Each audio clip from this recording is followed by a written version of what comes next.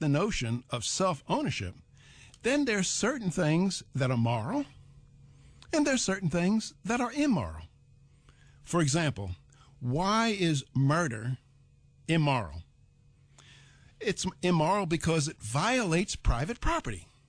You're using my property, my body. If you murder me, you're using my body in a way that I don't intend, that I don't want. Why is rape immoral? Again, it violates private property. Why is theft immoral? It violates private property. And theft violates private property. It's immoral whether one person does it or 100 people or 1 million people do it. I mean, for example, suppose I see an elderly lady in downtown New York. It's in the dead of winter. She's sleeping on a grill. She's hungry. She needs some medical attention and some shelter. Now, I could walk up to my engineer, Mike Mamone, and say, Mike, give me your $200. I could walk up with a gun, give me your $200. And then having gotten this $200, I could go down and buy the lady some medical attention. How many people in the audience would find me guilty of a crime? I would hope all of you would find me guilty of crime. I'm guilty of theft, regardless of what I did with the money. Okay, well, most of you can agree with that. Now, here's where we have a problem. Suppose the agents of Congress come up to me and say, Williams, you know that $200 you made last week that you had planned to buy a nice bottle of Chateau d'Yquem Sauterne wine with? You will not do that with the money. You'll give it to us, and we will go downtown and help the lady out. Is there any distinction between those two acts? I find none whatsoever. That is, both acts involve taking the rightful property of one person and giving it to another to whom it does not belong. And what do we call that? We call that theft. Well, in the first case, that's illegal theft where I walked up to Mike. And where the agents of Congress walked up to me, that is legal theft. It's just a matter of legality. And for moral people, we cannot allow legality alone to be our guide because there are many things in this world that are or were legal but clearly immoral. That is, slavery was legal. That make it moral? The Nazi persecution of Jews was legal. Did that make it moral? And then here's another thing. Now, suppose I walk up to Mike and take his money, but suppose I get two people to agree that I should take his money by force. Would that make it right? What about 1 million people? What about 300 million people? It makes no difference. It's still immoral. So if you start thinking about, if your initial premise is self-ownership, then certain things are moral and certain things are immoral. Now, in terms of our relationship with one another in the economic sphere, the moral way is the free market system, or some people call capitalism. Now, ladies and gentlemen, don't think that we have capitalism in the United States, because here's what a free market means. It means that people can engage in peaceable voluntary exchange so long as they do not violate the property rights of others. And there's a heck of a lot of regulation of exchange in our country. So we don't have free market capitalism, but let's look at what free market capitalism is. That is, let's look at the morality of the marketplace in the following sense. Let's say I mow your lawn and you pay me $20 for mowing your lawn. What is those $20? Essence, what those $20? What's that $20 mean? Well, we can kind of think of the $20 as certificates of performance. Okay.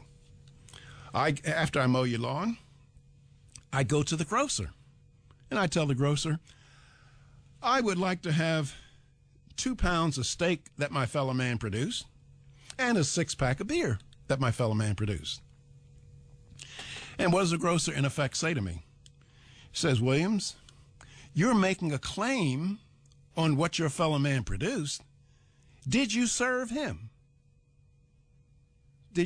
What did you do to serve your fellow man to entitle you to have a claim on what he produces? Well, I say, I mowed his lawn. And so the grocer says, prove it. And so I get out these certificates of performance. Some people call them dollars, pesos, marks, pounds.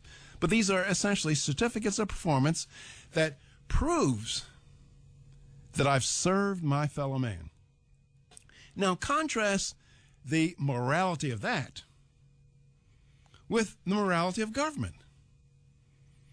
President Obama could say to me, or Nancy Pelosi, or Harry Reid could say to me, hey, Williams, you don't have to get out in hot sun and mow your fellow man's lawn. You can go sit on your butt and watch Oprah.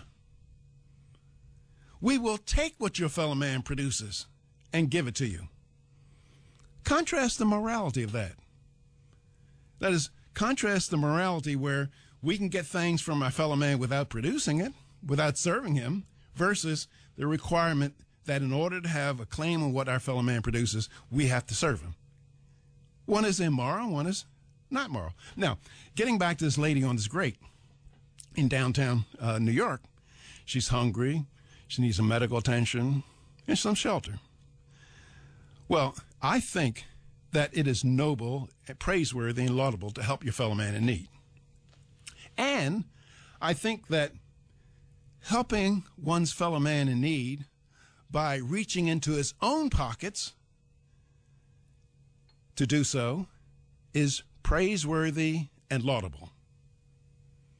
Helping your fellow man by reaching into somebody else's pockets is despicable and worthy of condemnation.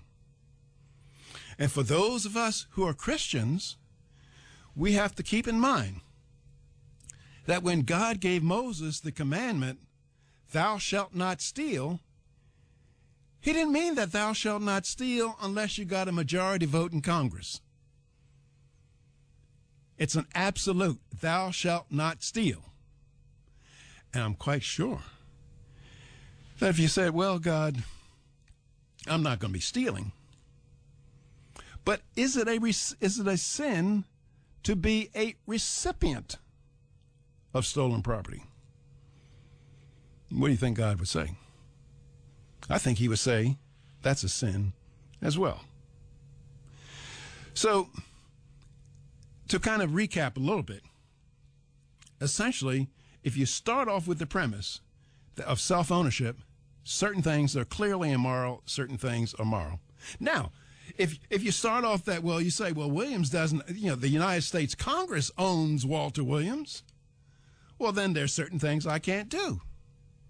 For example, I have no right to sell my kidney if my kidney belongs to somebody else, if it belongs to the United States Congress. But if it belongs to me, I have the right to sell it. So that's how we have to look at things a little bit. To start off with the initial premise of self-ownership. And we can talk about peaceable free market exchange. And matter of fact, for those of you who will say, or some of the leftists say, capitalism and free market is oppressive. Well, do a little study. And you go to International Amnesty and rank countries by their protection of human rights. And then rank countries on per capita income. Then rank countries whether their systems are closer to free markets or closer to socialism. And you'll find an interesting combination. You'll find that those countries that are closer to the free market end of the economic spectrum, the people tend to have their human rights protected and they tend to be richer. Those countries towards the socialist end of the economic spectrum or the communist end, those are the countries that rank low in human rights protections and some of the world's poorest people live. We'll be back with your calls after this. You're listening to the EIB Network. Get the Rush Limbaugh